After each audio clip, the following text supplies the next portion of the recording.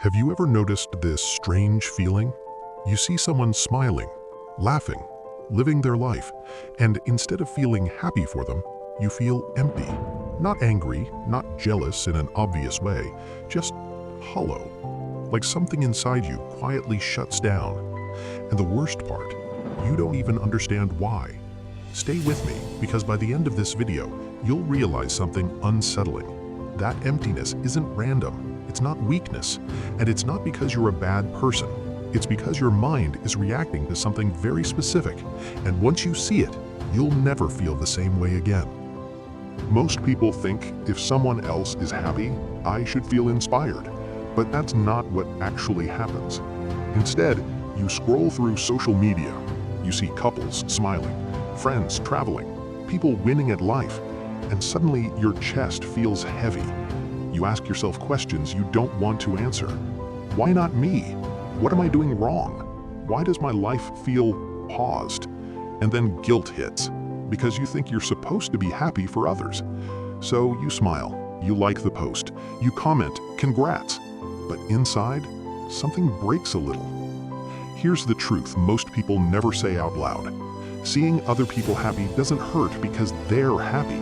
It hurts because of what it forces you to see about yourself. Let me show you how. Imagine this. It's late at night. You're alone. Your phone is in your hand. You open an app, and there it is. A picture, a video, a moment of someone else's joy. And for half a second, everything stops. You don't think, you don't analyze. You just feel this sudden drop inside your stomach. That moment is important. Because in that moment, your brain isn't reacting to them. It's reacting to you, your unmet needs, your unspoken regrets, your ignored desires. And here comes the next uncomfortable truth. Your emptiness isn't caused by their happiness. It's caused by the distance between who you are and who you thought you'd be by now. And that gap is where the pain lives. But it goes deeper than that. Most people say, oh, it's just comparison. But what if that's only the surface?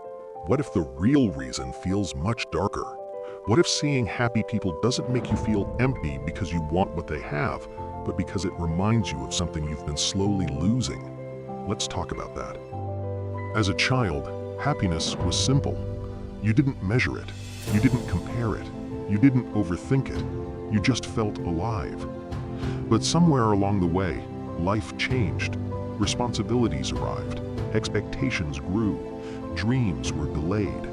And without realizing it, you stopped asking one dangerous question: what do I actually want?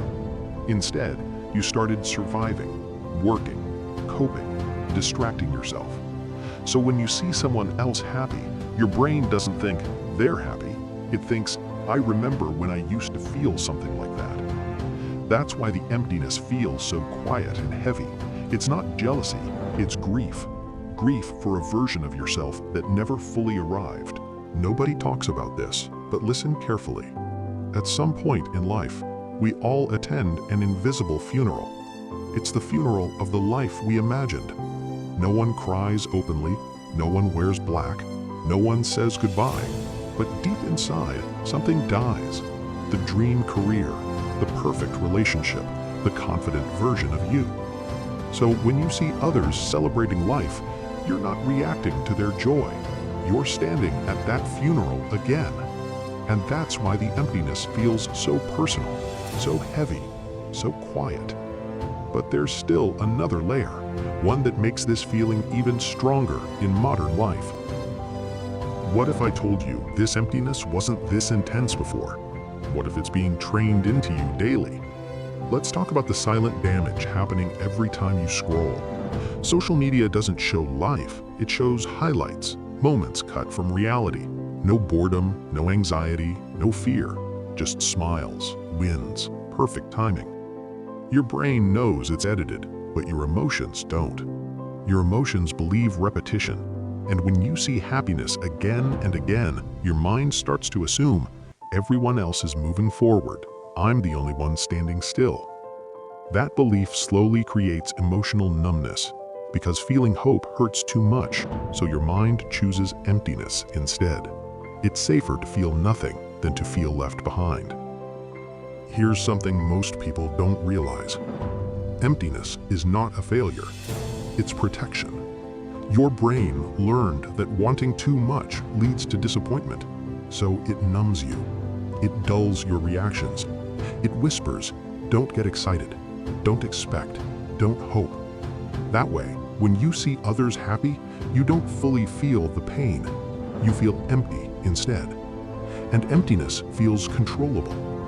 But living numb has a cost, and that cost shows up in ways you don't expect. Have you noticed this? Some happy people drain you, not because they're bad, but because their energy reminds you of something you no longer allow yourself to feel. Let's talk about why. Happiness reflects things.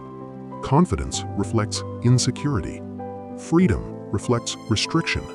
Joy reflects emotional exhaustion. So when someone laughs freely, your mind doesn't say, that's nice. It asks, why don't I feel like that anymore? And that question is painful. So your system shuts down emotionally. That's why you feel tired, detached, empty. You're not broken, you're emotionally overprotective. Think about the last time you smiled in public. Was it natural or was it practiced? Many people don't lose happiness, they lose permission to feel it. They feel they must be serious, responsible, controlled. So when they see others express joy freely, it feels foreign, almost uncomfortable. Because deep down, a voice says, I wish I could be like that, but I can't. That's where emptiness settles in. People often blame themselves for this feeling. They say, I have food, I have a roof, I shouldn't feel empty. But gratitude doesn't erase emotional needs. Let's talk about that lie. You can be grateful and still feel empty. Because gratitude answers, what do I have? Fulfillment answers, am I alive inside? When fulfillment is missing, happiness in others feels threatening. Not because you hate them, but because your soul is asking for attention and it has been ignored for too long. Here's the question emptiness is trying to ask you. When did you stop choosing yourself? When did you stop dreaming? When did you stop risking? When did you stop feeling deeply? Seeing others happy triggers that question, and instead of answering it, most people distract themselves. Scroll more, work more, numb more. But emptiness doesn't disappear when ignored. It grows quieter and heavier. What if this feeling isn't an enemy? What if it's a message? What if seeing others happy isn't meant to hurt you, but to wake you up? Seeing other people happy doesn't make you empty. It reveals the emptiness that was already there. An emptiness created by postponed dreams, by emotional suppression, by living on autopilot. And here's the powerful part. The moment you stop judging that emptiness, it stops controlling you. Because emptiness isn't the end. It's the space where something new can finally grow. Not their happiness, yours. And if this video made you think, if it felt a little too real, if you realized this wasn't just about other people, it was about you, then you're not alone. We talk about dark psychology, human behavior, and the thoughts people are usually afraid to say out loud.